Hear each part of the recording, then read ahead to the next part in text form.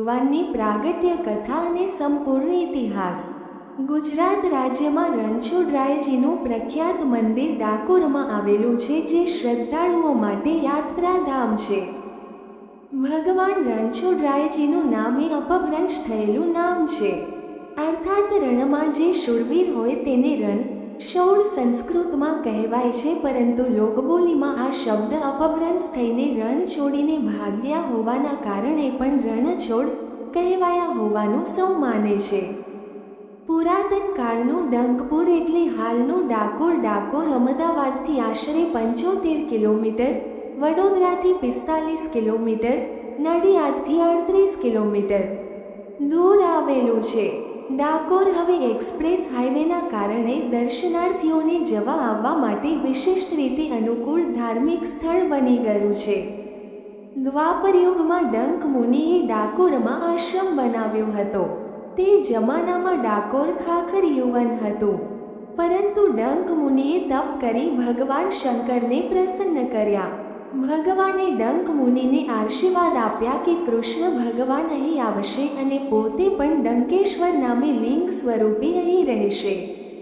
આજે પણ ગોમતી કિનારે ડંકેશ્વર મહાદેવ છે, જે એ બાબતની સાક્ષી પુરાવે છે। આ જ ડંક મુનિએ મંદિર પાસે નાનો કુંડ બનાવ્યો હતો, જેમાં પશુ પંખી નિંબિકપણે પાણી પીતા હતા। એકવાર ભગવાન કૃષ્ણ અને ભીમ પ્રસંગોપાત ડંક મુનિના આશ્રમ પાસેથી પસાર થતા હતા, ત્યારે ભીમને તરસ લાગતા કુંડમાંથી પાણી પીધું અને ઝાડ નીચે વિશ્રામ કરવા બેઠો। અચાનક વિચાર આવ્યો કે આટલા સુંદર જળનો કુંડ જો મોટો હોય તો ઘણાને પાણી સુગમતાથી મળે, અને ગદાના એક જ પ્રહારથી ભીમે તે કુંડ 9 વીઘા મોટો કર્યો। આ કુંડ આજે ગોમતીના નામે ઓળખાય છે। વર્ષો વીતતા ગોમતી કુંડ અને ડંકેશ્વર મહાદેવ મંદિર આસપાસ લોકો આવી વસ્યા અને પહેલા ડંકપુર અને ત્યારબાદ આજનું ડાકોર ગામ બન્યું।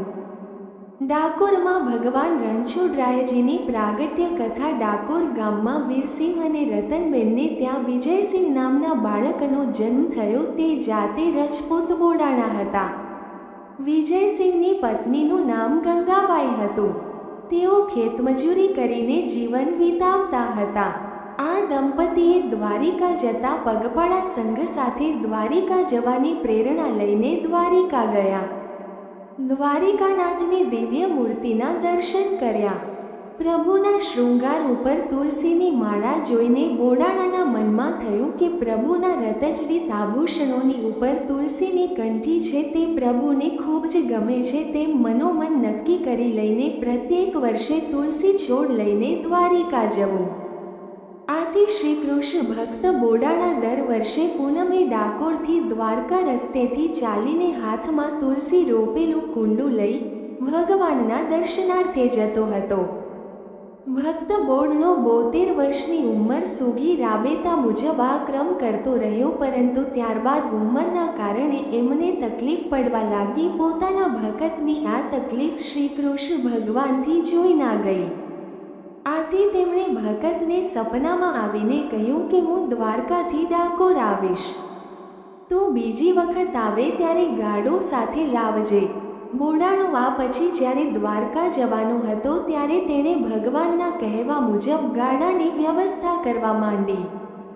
બોડાણો ખૂબ ગરીબ હતો, તેની પાસે પૂરતું નાણું પણ ન હતું જેથી તે ભગવાનને છાજે તેવું ગાડું સાથે લઈ જઈ શકે।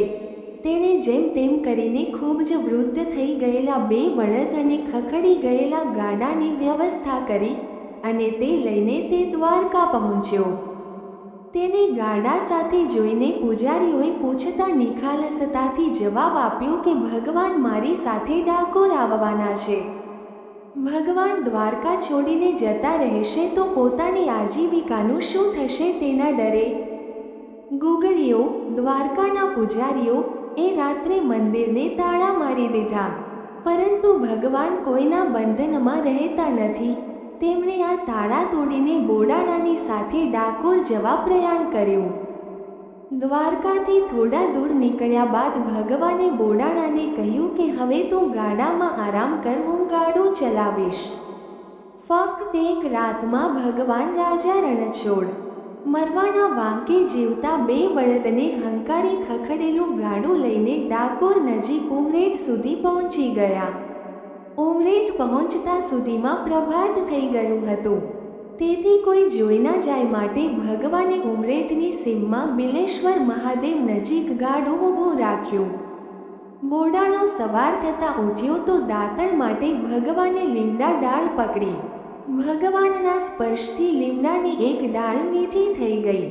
હવે ભગવાને બોડાણાને ગાડું ચલાવવા કહ્યું.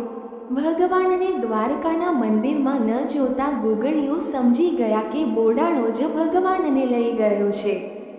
તેથી તેઓ પાછળ પાછળ ડાકોર આવી પહોંચ્યા. દ્વારકાના પૂજારીઓને મન તો ભગવાન ફક્ત આજીવિકાનું જ સાધન હતા. તેથી તેમણે પોતાને પર્યાપ્ત ધન મળી રહે તે આશયથી ડાકોર આવી પહોંચેલા ગુગળીઓ એવી શરત મૂકી કે જો ભગવાનને ડાકોરમાં રાખવા હોય તો મૂર્તિના વજન જેટલું સોનું મૂકવું. તેઓ જાણતા હતા કે બોડાણો ખૂબ ગરીબ માણસ છે, એટલે સોનું આપી નહીં શકે અને શ્રી કૃષ્ણ ભગવાનની મૂર્તિ દ્વારકામાં જ રહેશે અને જો ડાકોરમાં રહી પણ જાય તો તેમને ભગવાનને ભારોભાર સોનું મળી રહેશે. બોડાણા પાસે સોનાના નામે તેની પત્ની ગંગાબાઈએ પહેરેલી નાકની ફક્ત એક વાળી હતી. ગોમતીને તીરે જ્યારે મૂર્તિને ત્રાજવાના એક પલ્લામાં મૂકી તેની સામેના પલ્લામાં આ વાળી મૂકવામાં આવી ત્યારે તેનું વજન મૂર્તિના વજન કરતાં પણ વધારે થયું. આમ કૃષ્ણ ભગવાને ગંગાબાઈની ફક્ત એક વાળી ગુગળીઓને આપી તેમને વિદાય કર્યા અને પોતે ડાકોરમાં સ્થાયી થયા. આજે ડાકોરમાં તે જ અસલ મૂર્તિ છે જે પહેલા દ્વારકામાં હતી. ડાકોરમાં હાલનું મંદિર શ્રી ગોપાલ જગન્નાથ તાંબવે ક્રેરુ 1 લાખના ખર્ચે ઈસા 1772માં બંધાવ્યું છે. આ મંદિર 168 ફૂટ બાય 151 ફૂટની ચોરસ બેસની આકારનું 12 રાશિ પ્રમાણે પગથિયા સાથે બાંધેલું છે, જેને 8 ગુંબજ અને 24 મિનારા છે. સૌથી ઊંચો મિનારો 90 ફૂટનો છે. આ મિનારાઓ સોનાથી મઢેલા છે. રણછોડજી મંદિરમાં ચાંદીના 2 મોટા દરવાજા છે કે જેના પર ભગવાન સૂર્ય, ચંદ્ર, ગણપતિ, વિષ્ણુ તેમજ વિવિધ કલાકૃતિઓ કંડારવામાં આવી છે. ગર્ભગૃહમાં ભગવાન શ્રી રણછોડજી આરસભાણના બનેલા અને સોનાના પતરાથી મઢેલી ઉચ્ચ વેદી પર બિરાજમાન છે.